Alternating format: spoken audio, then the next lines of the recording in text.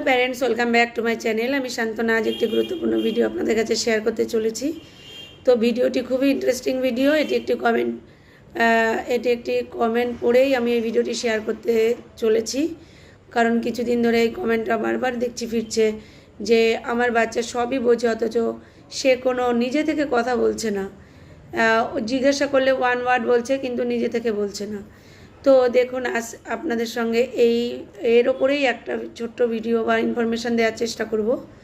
আপনারা আজ থেকে প্র্যাকটিস করুন। ভিডিওটি যদি ভালো লেগে থাকে অবশ্যই শেষে লাইক করে ছেড়ে দেবেন, কারণ দেখুন, আপনারা লাইক করলে আমি বুঝতে পারি যে ভিডিওটি কতটা আপনাদের উপকারে লাগলো। আপনারা লাইক ঠিকমতো করেন না বা আপনারা ভিডিও ছেড়ে চলে যান, তো ভিডিও করারও কিন্তু ইন্টারেস্ট থাকে না। ঠিক আছে, তো আপনাদের কাছে রিকোয়েস্ট থাকবে ভিডিওটি লাইক এবং শেয়ার করবেন যাদের দরকার তাদেরকে। তো আজকে মূল টপিক ছিল ল্যাঙ্গুয়েজ। বাচ্চা কি করে নিজে থেকে কথা বলবে, বাচ্চা কি করলে বাচ্চা নিজে থেকে বলবে মা এটা, মা ওটা, মা সেটা। ঠিক আছে, তো ধরুন আমি আপনাদেরকে তিনটে জিনিস চেষ্টা করবেন, তিনটে জিনিসের ওপরে নজর দেওয়ার। দেখুন, আপনারা অনেকেই বলেন, ধরুন আমি তো কিছু কিছু মায়ের সঙ্গে কথা বলি, প্রতিদিনই আমার কথা হয় অনেক মায়েদের সঙ্গে।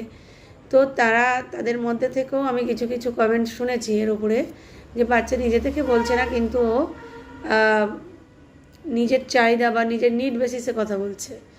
তো আমি এই যে ছোট্ট টপিক ঠিকই, কিন্তু অনেক মায়ের এই সমস্যা আছে, অনেক মায়েদের এই সমস্যার সম্মুখীন হতে হচ্ছে। তো ব্যাপারটা হলো, আপনারা জানেন যে আপনাদের বাচ্চারা বাড়িতে থাকতে চায় না, তারা চায় বাইরে যেতে। তারা বাইরে যেতে চায় মানে তাদের খেলার জায়গায় যেতে, যেখানে তাদের ভালো লাগে।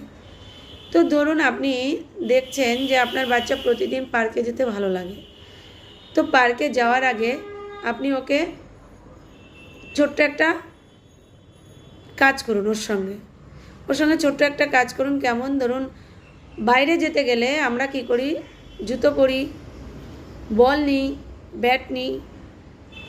পার্কে খেলতে গেলে বা খেলার মাঠে খেলতে গেলে কিছু কিছু আমরা খেলনা কিন্তু নিয়েই যাই। তো আপনারা কি করবেন, ও প্রতিদিন দেখছে যে মা পার্কে গেলে এই বল নিয়ে যায়, মা মাঠে গেলে এই ক্রিকেট ব্যাট নিয়ে যায়।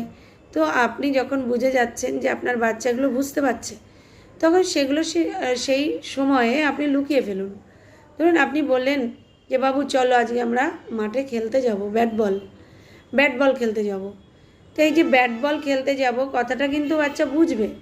এই লেভেলের বাচ্চাদের জন্যই ভিডিও।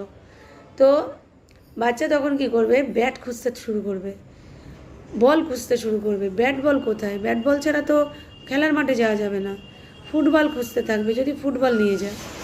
তো আপনি সেই জিনিসগুলো যদি লুকিয়ে রাখেন, বাচ্চা নিজে থেকে বলবে মা ব্যাট, মা ব্যাট, মা বল। বাচ্চার মধ্যে যদি খিদে না থাকে কথা বলার, বাচ্চা নিজে থেকে বলবে না। কিন্তু আপনারা যদি অনেকেই মনে করেন বড় হলে বলবে, এখন কম বলছে পরে বলবে, তাহলে সম্পূর্ণ ভুল ধারণা। আমার যেটা মনে হয়, আপনারা আজ থেকে সতর্ক হয়ে যান, বাচ্চার সঙ্গে এরকম ছোট ছোট খেলা করুন। তাহলে এই গেল 1 নম্বর খেলা। 2 নম্বর খেলা, আপনি বাচ্চা যে জিনিসটা খেতে ভালোবাসে, আপনি সেই জিনিসটাকে আইডেন্টিফাই করুন। আইডেন্টিফাই করে ওই মুহূর্তে, ধরুন আপনি বললেন যে চলো তোমাকে বিস্কুট দেবো, কিন্তু অলরেডি আপনি বিস্কুটটা লুকিয়ে রেখেছেন। ও জানে বিস্কুটটা এখানে থাকে, অথচ সে দেখতে পাচ্ছে না।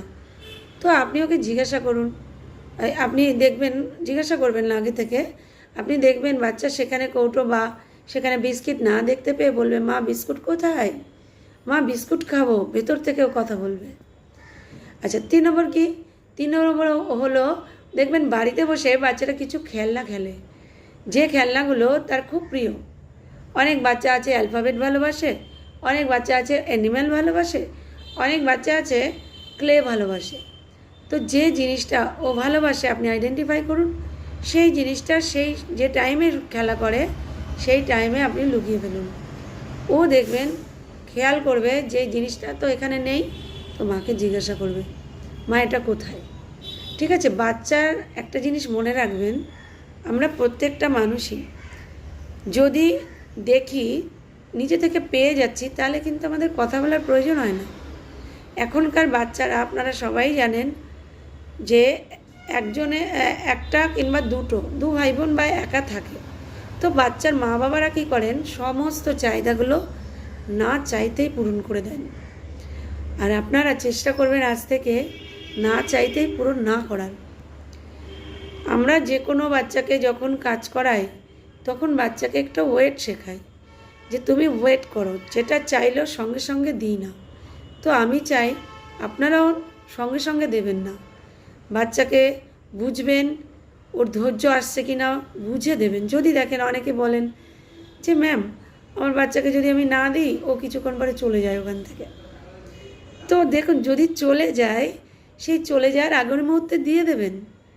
আমি দেখবেন খেয়াল করে যারা যারা আমার ক্লাস নিয়েছেন, যারা যারা কন্ট্যাক্ট করেছেন, প্রত্যেকেরই বলার চেষ্টা করি আপনারা ধৈর্য ধরবেন, বাচ্চাকে ধৈর্য দেওয়া শেখাবেন। যে তো ঠিক আছে, ধরুন ও চাইছে একটা গাড়ি, তো সঙ্গে সঙ্গে নাও নাও নাও, তুমি আবার কান্না করবে নিয়ে নাও, এরকম করবেন না। আপনি বলবেন ওয়েট করো, আমি তোমাকে দিচ্ছি। তো 5 সেকেন্ড ওয়েট করা শেখাবেন। 1 2 3 4 5। 5 সেকেন্ড যখন বাচ্চা ওয়েট করা শিখবে, ধীরে ধীরে 7 সেকেন্ড, তারপর 10 সেকেন্ড, তারপর একটা সময় দেখবেন আপনার প্রতি ওর বিশ্বাস আসবে যে মা পরে দেবে বলেছে, মানে মা ঠিক দেবে। এই বিশ্বাসটা যখন একটা বাচ্চার মধ্যে এসে যায় না, তখন বাচ্চা কিন্তু আপনার ইনস্ট্রাকশান ফলো করে, আপনার প্রতি বিশ্বাস রাখে।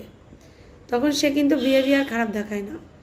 বেশিরভাগ মায়েদের সঙ্গে আমি এটাও শুনেছি, তারা আমাকে শেয়ার করেন যে আমার বাচ্চার খুব বিহেভিয়ার প্রবলেম কিন্তু অনেক বড় ব্যাপার না। বিহেভিয়ার খারাপ হয় কিন্তু বাবা মার জন্য, পরিবারের জন্য। শুনলে হয়তো আপনি বলবেন যে এটা আবার কেমন কথা। এটাই বাস্তব। আমার বাচ্চা কি চাইছে, আমি সেটা ওকে দেব না। কারণ কি, আমাকে কোনো এক ভিডিওতে বলা হয়েছে বাচ্চাকে সঙ্গে সঙ্গে দেবেন না, তো বাচ্চাকে একদমই দেওয়া হচ্ছে না। এতে বাচ্চা আপনার প্রতি খুব ধরছে, তো বিহেভিয়ার প্রবলেম চলে আসছে। তো 3 বার জিজ্ঞাসা করবেন, 5 সেকেন্ড ওয়েট করবেন। এটাই হলো আজকের মূল টপিক ছিল। বাচ্চা কি করলে নিজেদের চাহিদাগুলো বলবে। এই ওয়েট করা, এই যে কথা বলা, এইগুলোর আন্ডারস্ট্যান্ডিং যদি নর্মাল হয়ে যায়, বাচ্চার বিহেভিয়ারও প্রবলেম চলে যায়, আর বাচ্চাকে হ্যান্ডেল করাও খুবই ইজি হয়ে যায়। ঠিক আছে, তো আজকের টিপস এই পর্যন্ত। নমস্কার, ভালো থাকবেন, সুস্থ থাকবেন।